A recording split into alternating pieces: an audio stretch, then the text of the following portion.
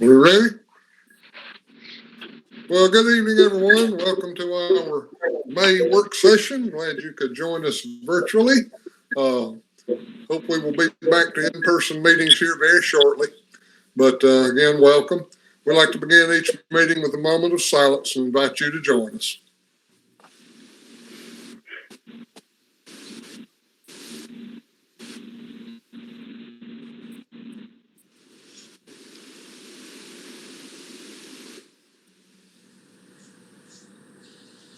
Thank you. First on the agenda is approval of tonight's agenda for May 11th, 2020 work session.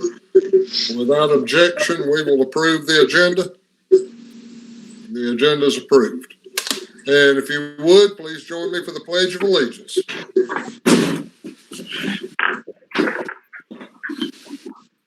Attention, salute, pledge. I pledge allegiance to the flag of the United States of America and to the republic for which it stands, one nation, under God, indivisible, with liberty and justice for all. Thank you. Dr. Thorson, still no public comment for this evening? No public comment tonight. Okay. All right, first on the agenda is discussion items, April financial report. Ms. Moore. Well, hello. I did have a couple of questions from Ms. Monica, and they are on some of the accounts that are showing negative balances. Anna, can you go to the second page, please?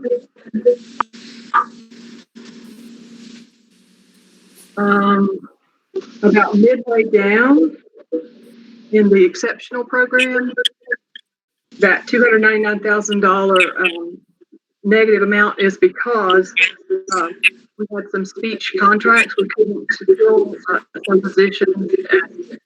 We have contracts with companies that are providing us services. But I would also say that when I prepare these reports, depending on how they are sorted, you would see different numbers as the negative amount. A good example of that is on the third page, in the support services central, there's $150,000 negative amount, and that is because of Oconee focus. Because of the way it's sorted in this report, it's showing negative. But when I sort the report by a different part of the account number, it shows up in the utilities, and it's not a negative balance. Does that make sense? Ms. Moore, can I interrupt just a second? Could we get everybody to try to mute unless you're the person talking? I think that's why we're getting the feedback. So if you could mute your microphone unless you need to speak, I think it'll help it be clearer for the public. Okay.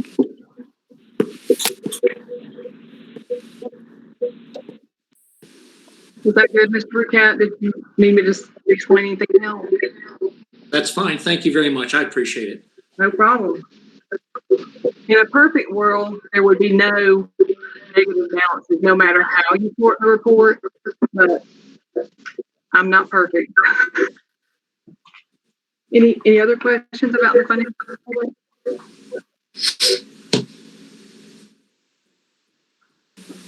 Any questions of Gloria on the financial report for April?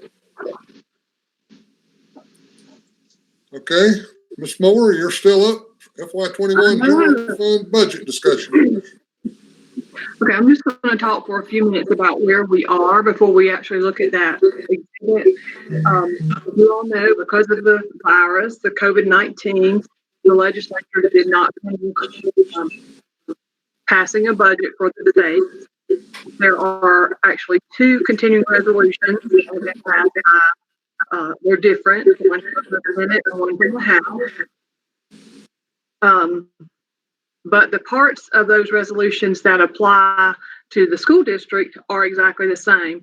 And those parts are, they will start the year with the same funding allocations that we have right now. We would not have a change in the teacher salary schedule, and there would not be any step increase in the new year. And we would delay the 1% employer retirement matching increase. So what you all know that we planned our 1920 budget with a $2.8 million deficit, and I've estimated we should be about 2.4 instead of that 2.8. So if we passed a budget that was exactly the same as the one that we have this year, we would have another $2.8 million potential deficit, and that would put our fund balance below our 20% board policy. So what you have is still a comparison with last year, and I updated the revenue numbers with the things that I know have changed, like the Tier 3 funding and some of the state funds that were adjusted during the year. Those have been changed. So we still end up with about a $2.4 million deficit. Dr. Thorson and I went over and talked to County Council last week.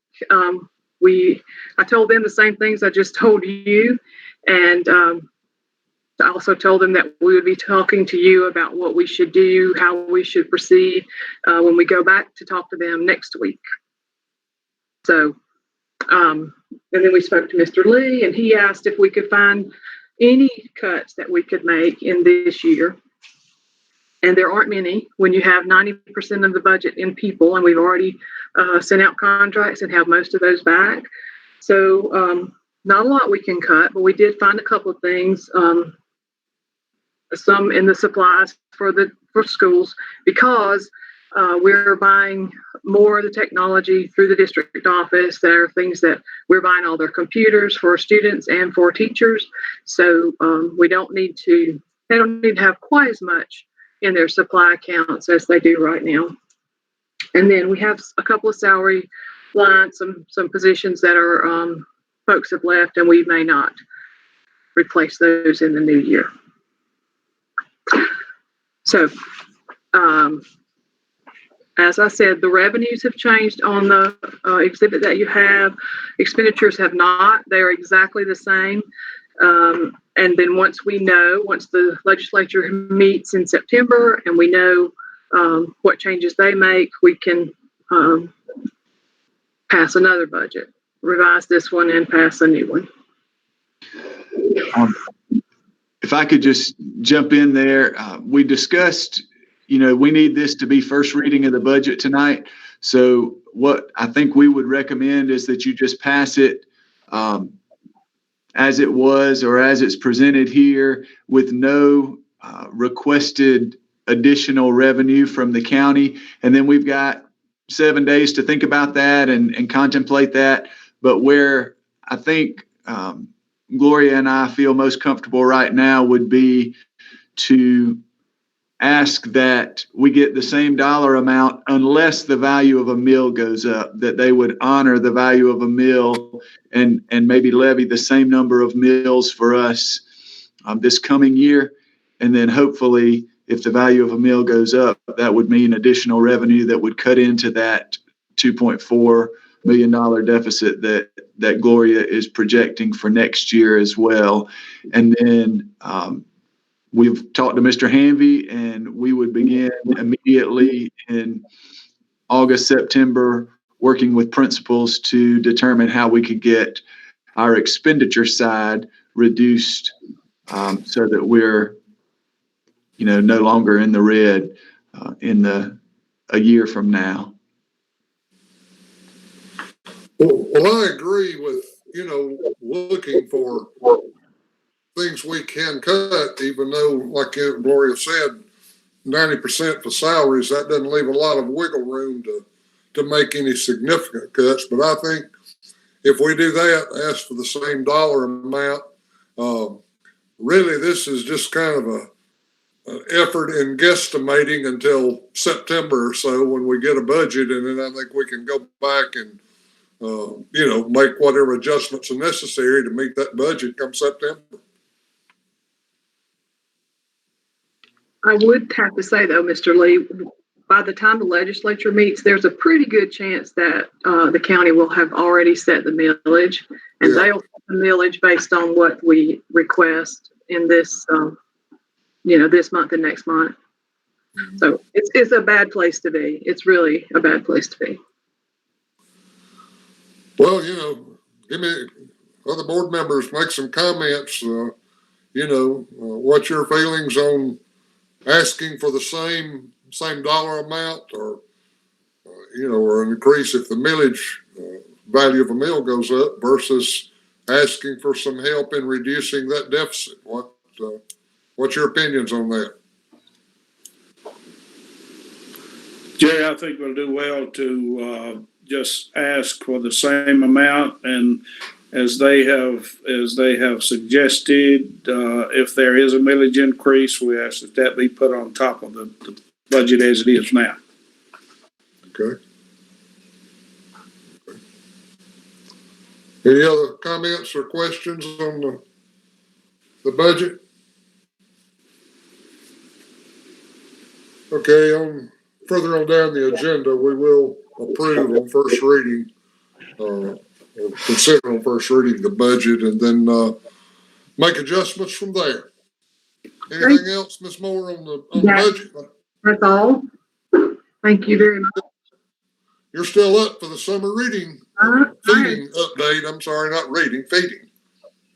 And this is a good report. This is the numbers for the meals that we've served since the schools have closed. 27,234 in March, those 2 weeks. And then in April, 77,752 for a total of almost 105,000.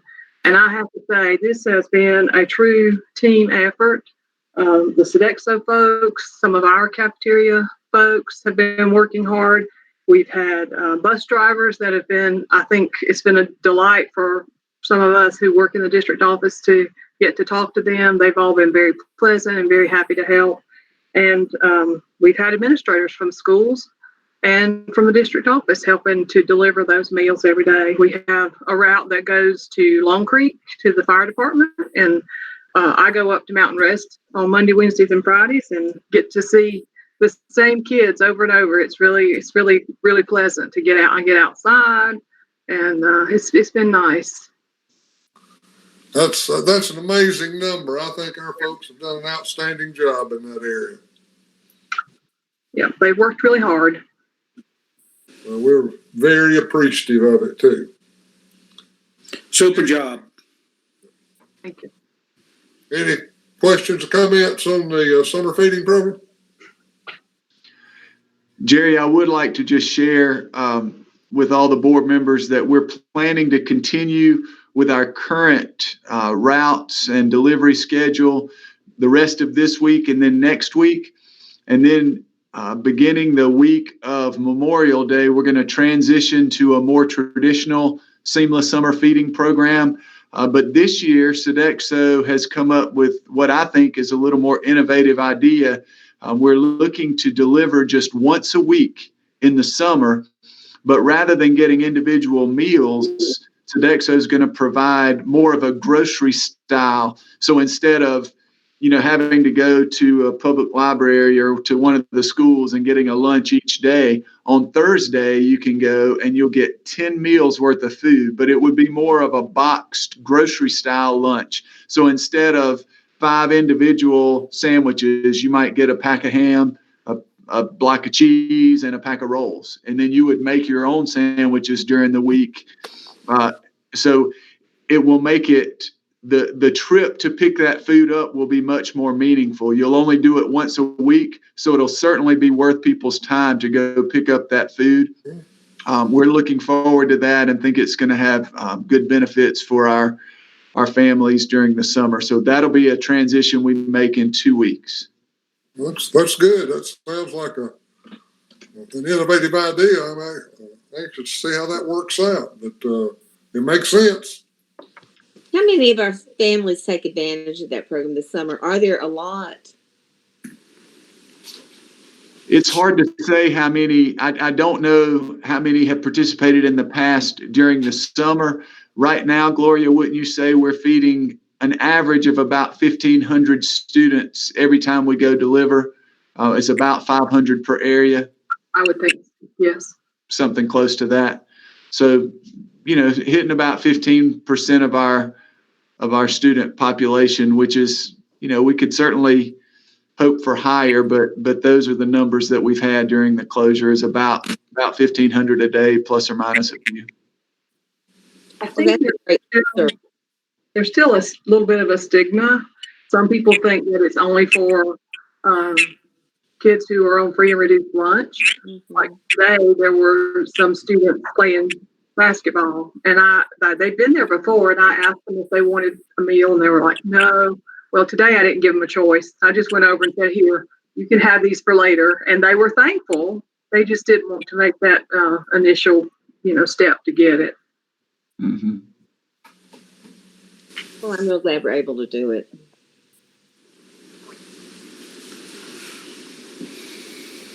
Any other questions on the summer feeding? Any other comments, Dr. Thorson? No. All right, thank you, Ms. Moore. Next is naming of the former Hamilton Career Center building, Mr. Hanby. Yes, thank you. We have gotten to where it's getting a little confusing now as we transition. We're making great progress on the Hamilton Career and Technology Center, which is our new building. But with deliveries and things, we knew we couldn't have two buildings with the same name. So we've been talking about it a little bit and wanted to kind of stay generic. We're going to have Oconee Academy. We're going to have adult ed. We're going to have child find. We're going to have food services. We're going to have maintenance. And I may have left somebody else that's going to be down there, but we're going to have a lot of folks who share that building. So it's hard to give it just one, name when you got all those different things. But we kind of went with a location and then talking about the educational campus.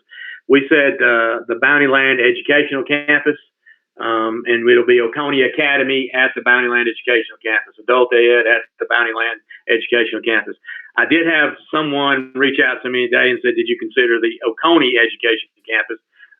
But that's kind of confusing for us with Oconee being in up here and the offices and that. So our recommendation would be that we change the name of the current Hamilton Career Center when this year's finished to the Bountyland Education Campus and move forward with that so that we'll have two distinct and different names for our locations.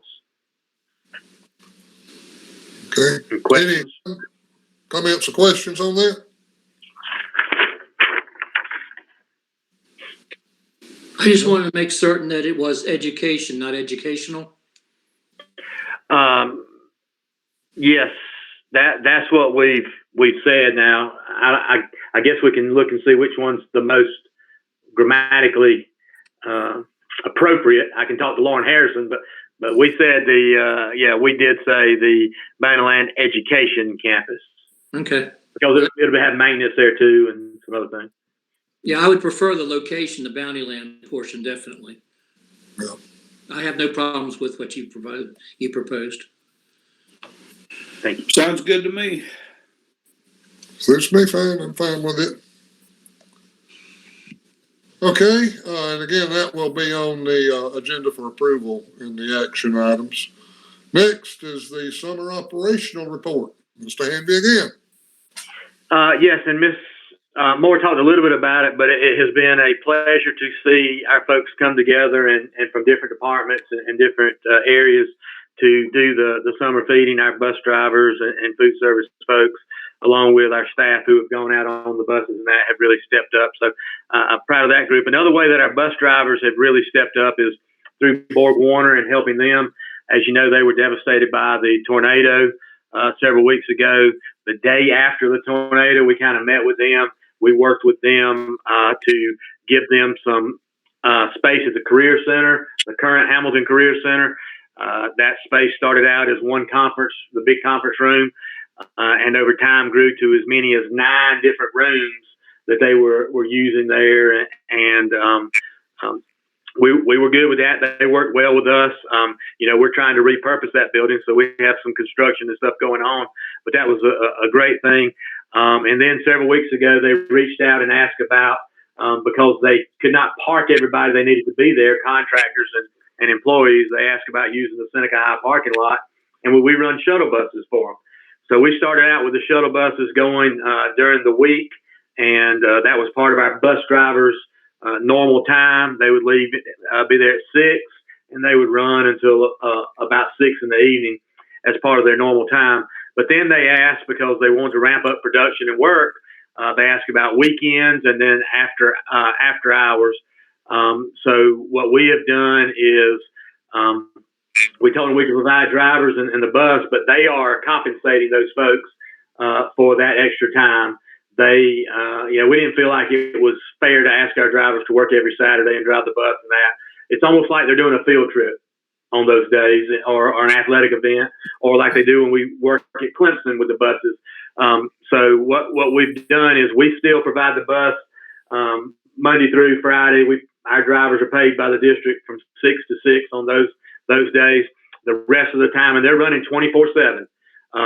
So the rest of the time, those folks are going to be compensated by Borg-Warner as they take workers to the site and bring back people to their cars. They even have, if you've been driven by Seneca High, they even have a Borg-Warner staff parking sign outside Seneca High's parking lot. So we've seen some great cooperation with that, and I'm proud of our drivers.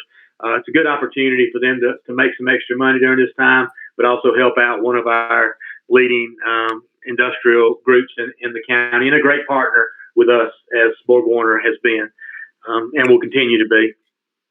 Also, want to give you an update on the new Hamilton Career and Technology Center. The overhead inspections have all gone well.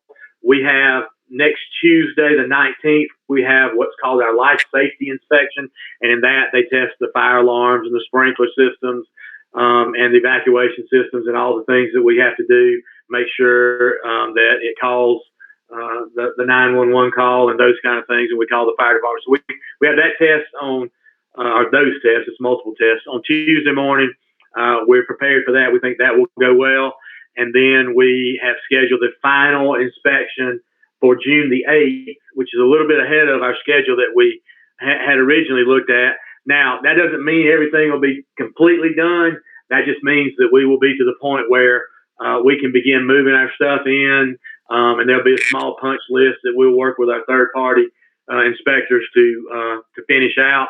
But it's gone very well, despite a few little hiccups with some things, design and things. But we're excited about that. So Richard's guys, we plan on them second week of June begin moving stuff in and setting that building up for August of 2020, and we'll be ready to go. Very good. Sounds great. Any questions about those? I'm sorry?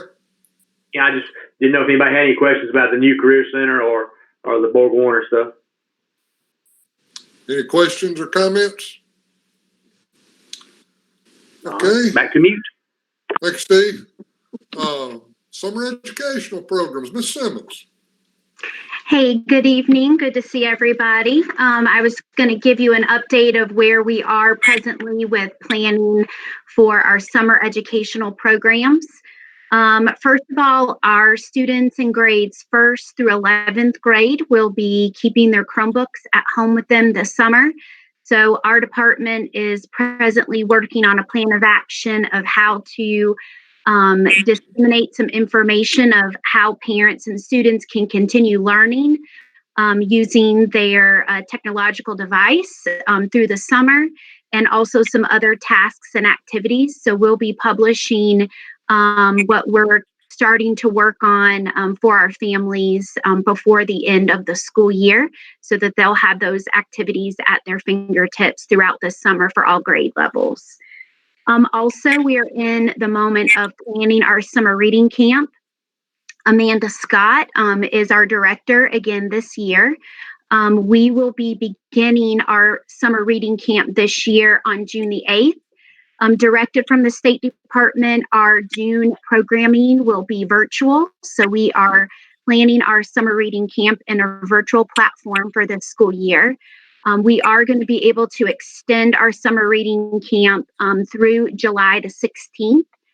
We also, with the virtual format, it has allowed our budget to be altered a little bit. So we have been able to not only invite our third graders like we've had in the past, but we're also being able to invite some of our second grade students this year as well. So Dr. Bibb was able to pull some data for us in selecting those students. We had a virtual meeting with our administrators at the elementary level and our reading coaches on how we selected those particular students.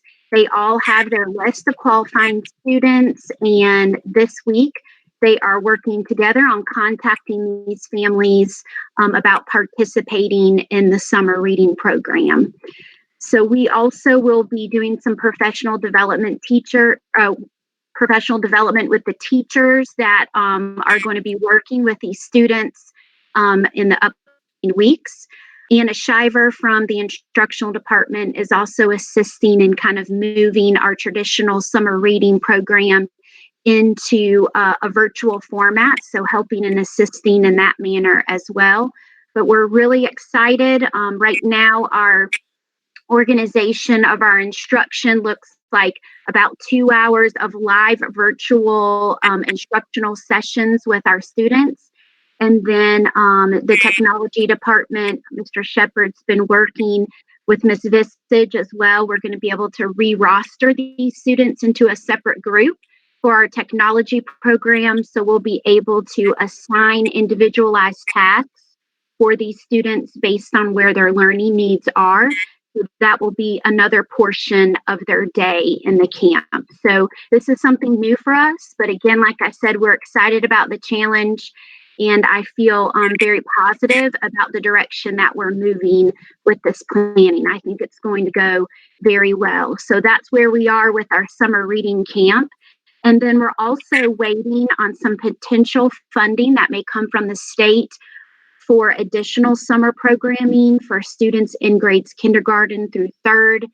If funding is approved through the task force to provide districts additional money to possibly have other programming this summer. At this point, we are not sure if that programming will be virtual or face-to-face. It'll just depend on our situation at that point in time, but we'll continue to keep you posted if we're able to provide those additional programming opportunities this summer for our students. Thank you, Ms. Simmons. Any questions or comments on the summer educational programs? Okay, next. Mr. Lee, I'm sorry, go ahead. I just wanted to comment that Ms. Simmons said at the beginning of her presentation there that we're going to be able to let our 1st through 11th graders keep their devices this summer. And her staff is working on just providing a list of activities for parents to be able to work with their children this summer. So we're excited about that.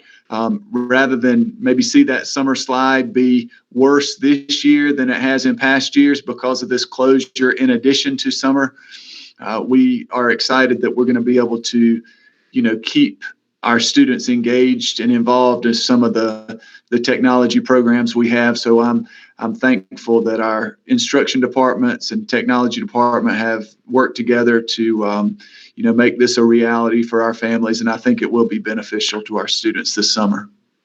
I think it'll be very beneficial considering the last 3 months of how we have conducted business. I think it'll be great. Anything we can do in the summer.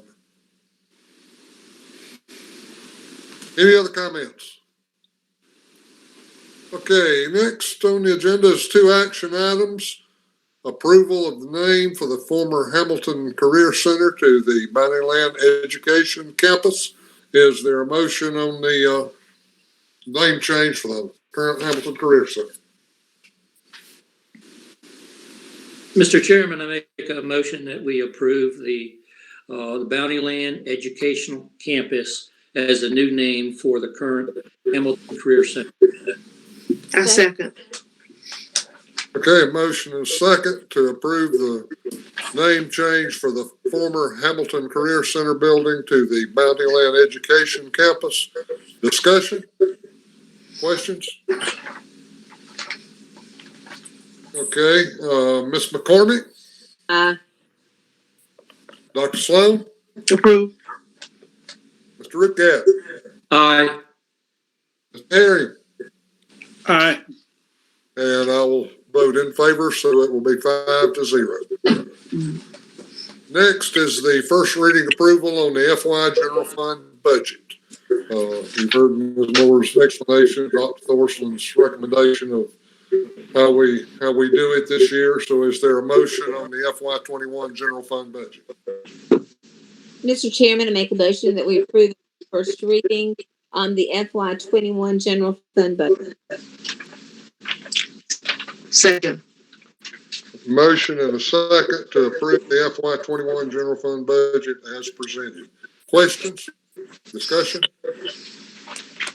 Dr. Thorson, I have one question. You mentioned requesting the same money from county council or same millage as last year, plus any increase in the value of the mail.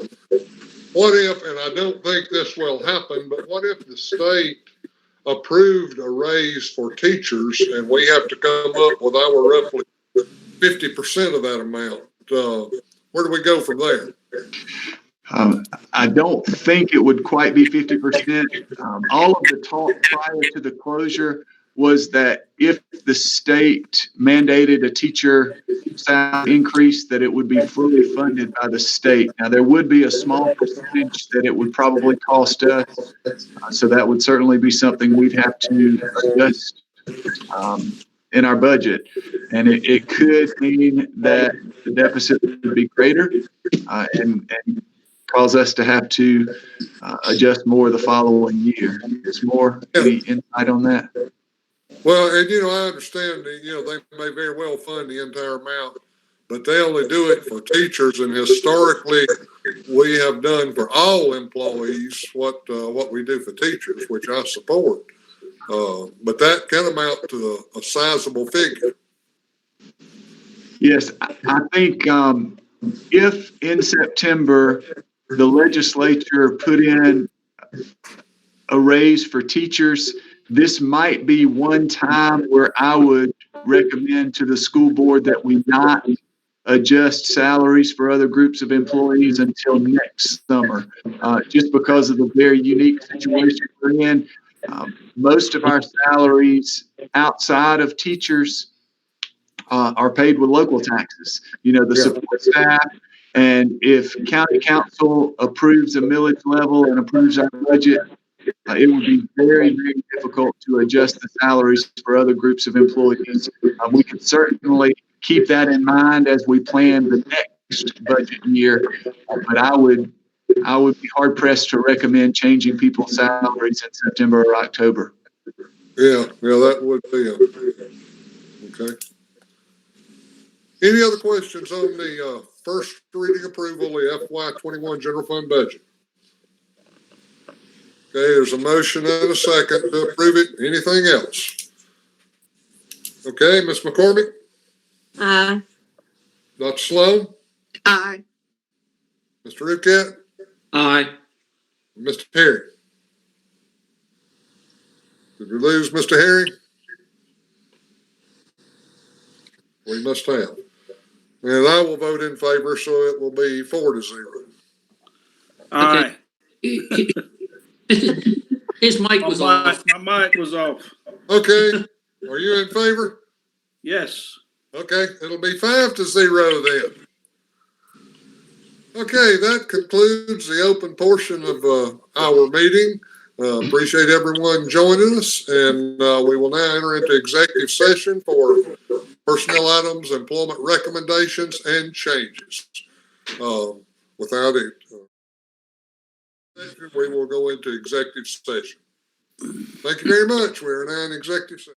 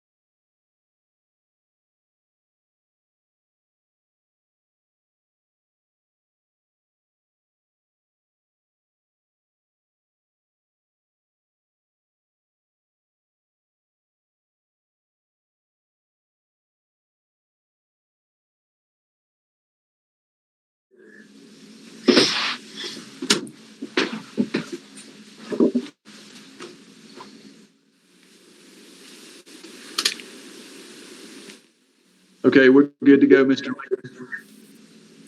Okay, back live? We are. Okay.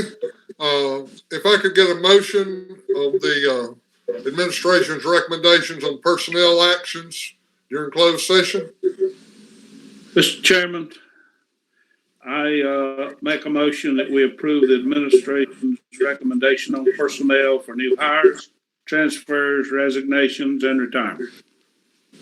Second. Motion and a second to approve the administration's recommendation on personnel items, employment, and changes. Any discussion, questions? Hey, all in favor, Ms. McCormick? Aye. Dr. Sloan? Aye. Mr. Rickat? Aye. And Mr. Herring? Aye. And I will vote in the affirmative. It's 5-0. Anything else? Well, thank you very much for your participation. And again, hopefully we'll be back in-person meetings before too much longer. And without objection, we will adjourn. We're adjourned.